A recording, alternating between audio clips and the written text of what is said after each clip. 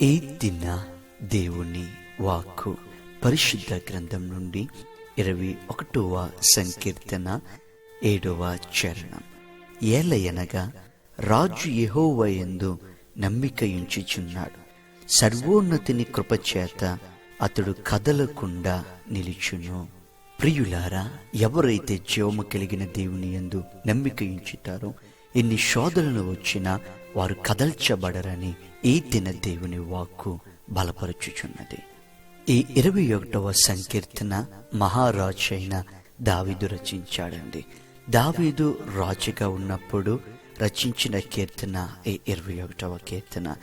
అంటున్నాడు కదండి దావీదు, రాజు యెహోవా యందు నమ్మికయుంచుచున్నాడు. ఇక్కడ రాజు ఎవరంటే దావీదు మహారాజు. అంటే ఇప్పుడు దావీదు యెహోవా యందు నమ్మికయుంచుచున్నాడు. ఏ పొజిషన్లో ఉండి అనంటే రాజుగా ఉండి, ఉన్నతమైన స్థితిలో ఉండి. జాగ్రత్తగా ఆలోచన చేయండి ప్రియులారా.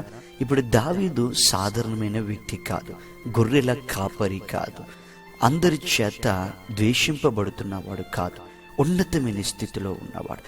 అతని కింద కొన్ని రాజ్యాలు ఉన్నాయి, అనేక మంది సైనికులు ఉన్నారు, మంత్రులు ఉన్నారు, సేనాధిపతులు ఉన్నారు. అలాంటి సందర్భంలో రాజు అయిన దావీదు ఎవరిపైన నమ్మకమును కలిగి ఉన్నారంటే తన సైనికుల మీద కాదు, సేనాధిపతులపైన కాదు, రాజ్యంలో ఉన్న బలవంతులపైన కాదు, కానీ సర్వశక్తి కలిగిన దేవుని యందు నమ్మిక ఉంచారు. ఈ సత్యాన్ని మనం గ్రహించాలండి. రాజుగా ఉండి దావీదే తన బలము పైన ఆధారపడలేదు, తన శక్తిని నమ్ముకోలేదు, తనకున్న సైన్యాన్ని నమ్ముకోలేదు.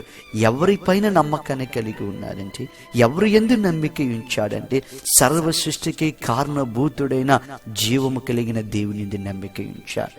అందుకే ఏమైందో కింద రాయబడింది కదండి, 7వ వచనం ఆఖరి భాగంలో, సర్వోన్నతిని కృపచేత అతడు కదలకుండా నిలిచినాడు. ఆ రాజు కదలడు, అతని రాజ్యము కదలకుండగా నిలుస్తాది అని దావీదు అంటున్నాడు. అవును ప్రియులారా, దావీదు రాజ్యం మీదకి అనేకమైన సైన్యాలు దండెత్తి వచ్చాయి, అనేకమైన యుద్ధాలు దావీదు చేశాడు. అయినా సరే దావీదు యొక్క సింహాసనము కదల్చబడలేదు, దావీదు యొక్క రాజ్యము కదలకుండగా నిలిచి ఉన్నది దేవుని కృపచేత. కారణం, దావీదు తన బుద్ధి పైన, బలము పైన, శక్తి పైన, సైన్యము పైన, రాజ్యము పైన ఆధారపడలేదు, నమ్మకము కలిగి లేడు. ఎవరిపైన నమ్మకాన్ని కలిగి ఉన్నాడంటే కదల్చకుండగా కాపాడగలిగిన కృప కలిగిన దేవుని పైన నమ్మకాన్ని కలిగి ఉన్నాడండి. ఈనాడు ఈ వాక్కును వింటున్న ప్రియ సహోదరుడా, ప్రియ సహోదరి, దావీదు జీవితం నుంచి గొప్ప సత్యాన్ని పాఠాన్ని నువ్వు నేర్చుకోవాలి. ఉన్నతమైన స్థితిలో ఉండి కూడా, మహారాజుగా ఉండి కూడా తన బలము పైన, శక్తి పైన ఎప్పుడు దావీదు ఆధారపడలేదు, నమ్మిక ఉంచలేదు. చిన్నవాణిగా ఉన్నప్పుడు, దీనుడిగా ఉన్నప్పుడు, ఘనత లేనివాడిగా ఉన్నప్పుడు, ఐశ్వర్యము లేనివాడిగా ఉన్నప్పుడు, రాజ్యము అధికారము లేనప్పుడు దేవుని యందు నమ్మిక ఉంచాడు.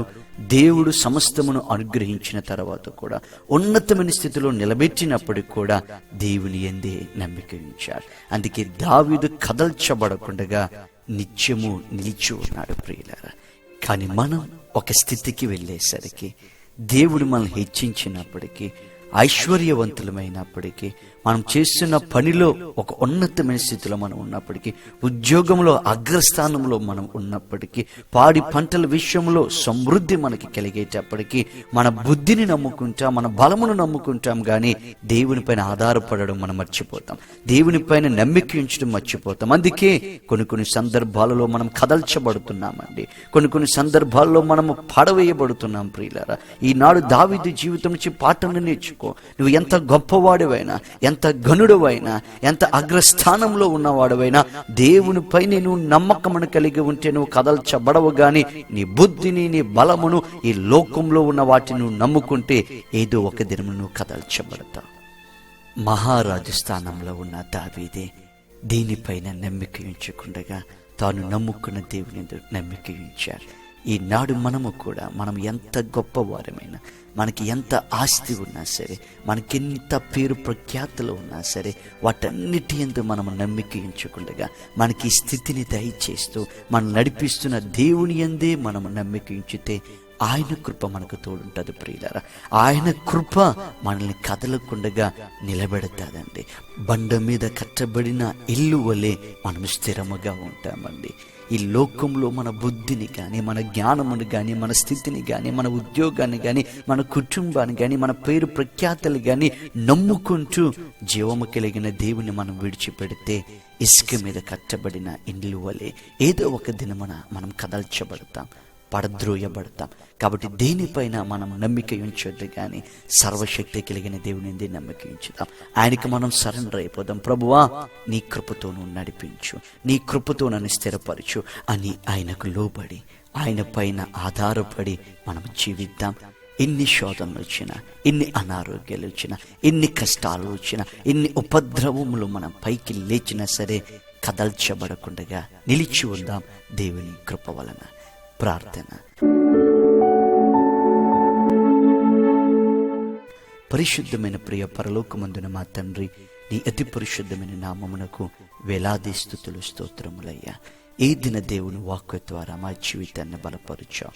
దావీదు మహారాజు స్థానంలో ఉండి కూడా తన స్థితి పైన ఆధారపడలేదు. తన బలము యందు, తన బుద్ధి యందు, తన సైన్యమందు నమ్మిక ఉంచకుండగా నీ యందు నమ్మిక ఉంచుట బట్టి కదల్చబడని వానిగాను దావీదుని చేశావు. కదల్చబడని రాజ్యముగా దావీదు రాజ్యమును నిలబెట్టావు. ఈనాడు మా కుటుంబాలు కూడా కదల్చబడకుండా ఉండాలంటే మేము నీ యందు నమ్మిక ఉంచాలి. మా జీవితాలు కూడా ప్రభువా కదలకుండగా నిలిచి ఉండాలంటే నీ యందు పరిపూర్ణ విశ్వాసాన్ని మేము కలిగి ఉండాలి. ఆనాడు దావీదు కలిగి ఉన్న నమ్మికను మేము నీ యందు కలిగి ఉన్నటకు కృప చూపించమని యేసు నామమున అడుగుచున్నాము తండ్రి, ఆమేన్. మీ ప్రార్థన అవసరతలకు ప్రతి దినము ఇటువంటి వాక్య సందేశాలను పొందుకొనుటకు ఈ క్రింద ఉన్న నెంబర్ని సంప్రదించగలరు. ఇట్లు ప్రభు సేవలో మీ సహోదరుడు మనోజ్ హామ్. God bless you.